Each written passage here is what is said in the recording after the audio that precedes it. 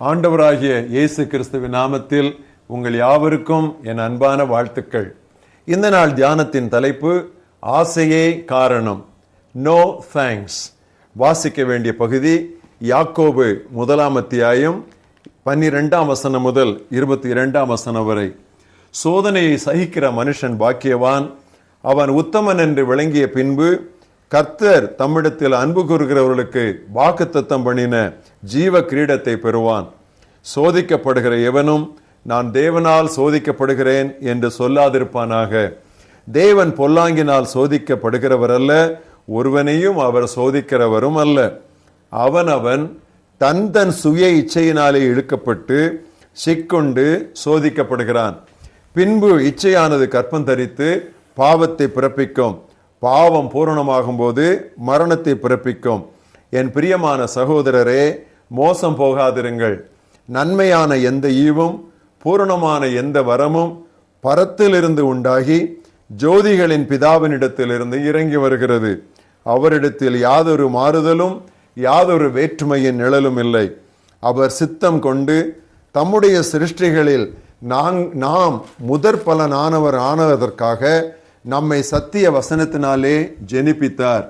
ஆகையால் என் பிரியமான சகோதரரே, யாவரும் கேட்கிறதற்கு தீவிரமாயும் பேசுகிறதற்கு பொறுமையாயும் கோபிக்கிறதற்கு தாமதமாயும் இருக்க கடவர்கள். மனுஷருடைய கோபம் தேவனுடைய நீதியை நடப்பிக்க மாட்டாதே.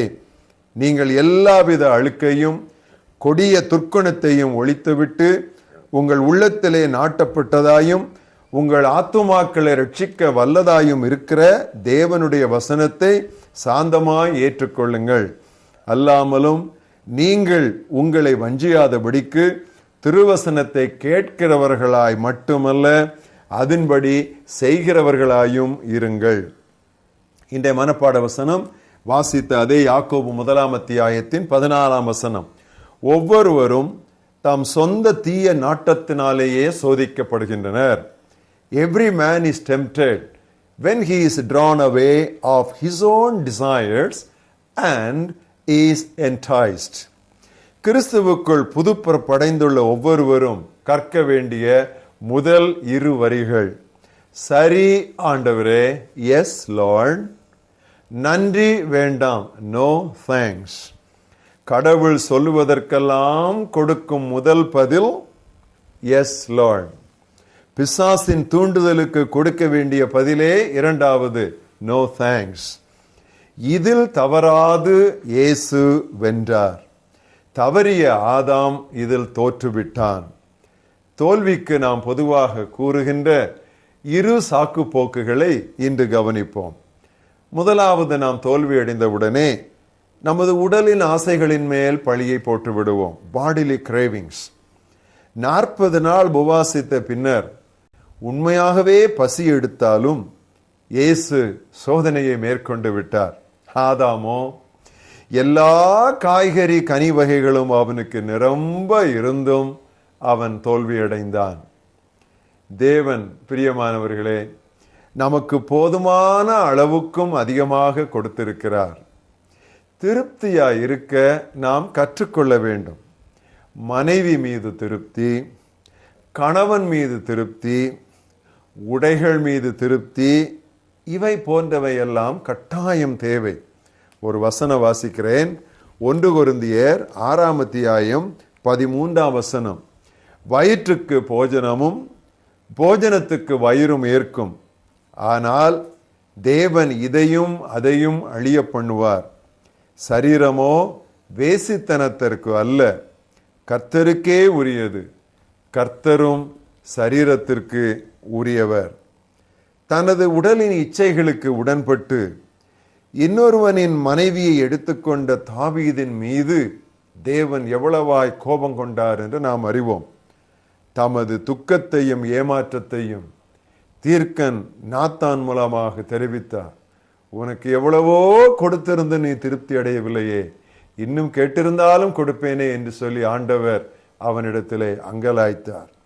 பிரியமானவர்களே, மாம்சம் பலவீனம் உள்ளதுதானே என்று சொல்லி உங்கள் உடல் மீது பழியை போட்டு விடாதிருங்கள். அதற்காகத்தான் தேவன் நமக்கு வல்லமையுள்ள பரிசுத்த ஆவியை தந்திருக்கிறார். நாம் ஆவிக்கேற்றபடி நடந்து கொண்டால் தீய இச்சைகளை நிறைவேற்ற மாட்டோம், நிறைவேற்ற முடியாது. அதைத்தான் கலாத்தியர் 5ஆம் அதிகாரம் 16, 24 வசனங்களில் வாசிக்கிறேன். பின்னும் நான் சொல்லுகிறது என்னவென்றால், ஆவிக்கேற்றபடி நடந்து கொள்ளுங்கள், அப்பொழுது மாம்ச இச்சையை நிறைவேற்றாதிருப்பீர்கள். 24ஆம் வசனம், கிறிஸ்துவனுடையவர்கள் தங்கள் மாம்சத்தையும் அதன் ஆசை இச்சைகளையும் சிலுவையில் அறைந்திருக்கிறார்கள். அடுத்து நாம் பொதுவாக சொல்லுகிற சாக்கு போக்கு, சாத்தானுடைய தூண்டல்கள் தான் இதற்கு காரணம் என்று சாத்தான் மீது நாம் பழியை போட்டு விடுவது. சர்ப்பத்தின் மீது ஏவாள் பழியை போட்டு விட்டாள். ஏன் அதை புசித்தாய் என்று கேட்டால், அதற்கு அவள் சொன்ன பதில் நம்ம எல்லாருக்கும் தெரியும். சர்ப்பம் என்னை புசிக்க சொன்னது, நான் புசித்தேன் என்று சொன்னாள். மறுக்க முடியாத சோதனை அது. எனவேதான் நான் விழுந்து விட்டேன் என்று அவள் தன்னை தேற்றிக் கொண்டாளோ?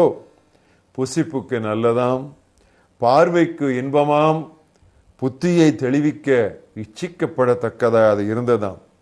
பிரியமானவர்களே, இயேசுவுக்கு வனாந்தரத்தில் வந்த சோதனைகளும் இவ்விதம் முப்பலமானவை. புசிக்க நல்லது.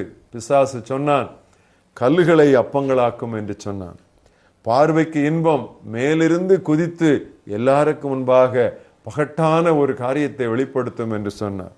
ஜீவனத்தின் பெருமை, மலையின் மேல் வைத்து எல்லா காரியங்களையும் காட்டி, இவை எல்லாவற்றையும் நான் உமக்கு தந்து விடுவேன், நீர் என்னை பணிந்து கொண்டால் போதும் என்று சொன்னான்.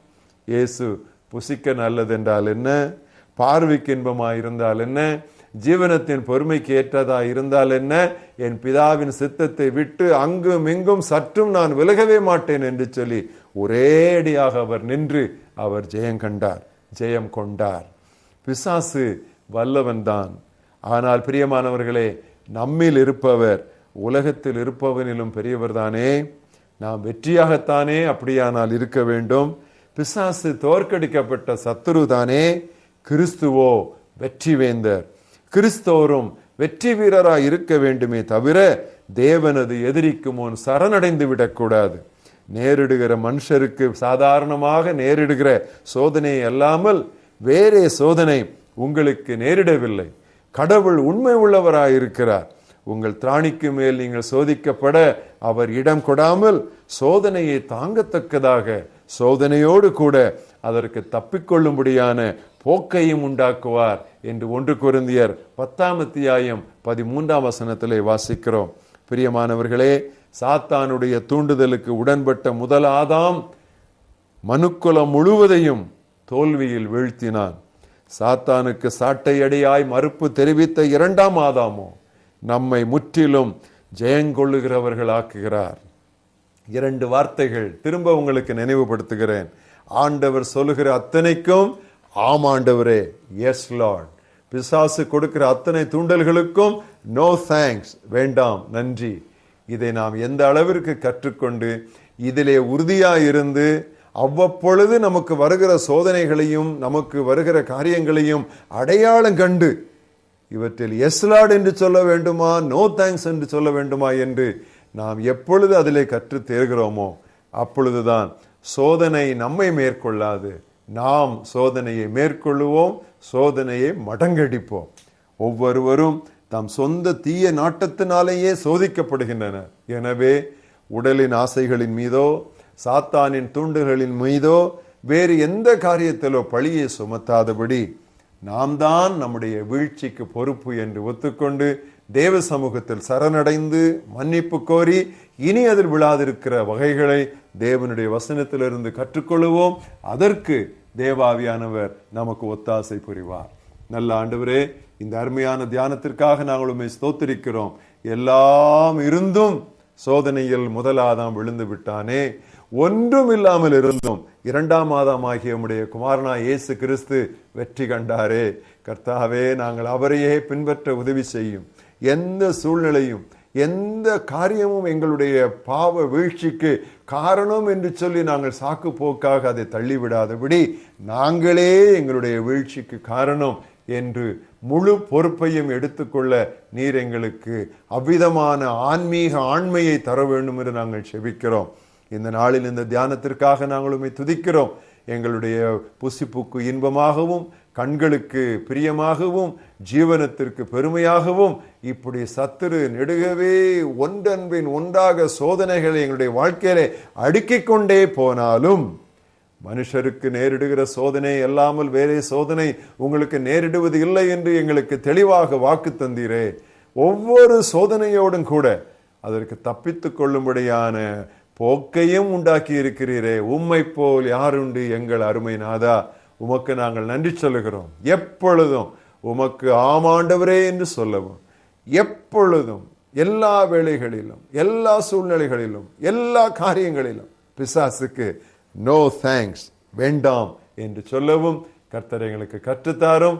அதற்கு எங்கள் தசைநார்களை நீர் பக்குவப்படுத்தும், பலப்படுத்தும். இயேசு கிறிஸ்துவின் நாமத்தில் ஜெபம் கேளும் எங்கள் ஜீவனுள்ள பிதாவே, ஆமென்.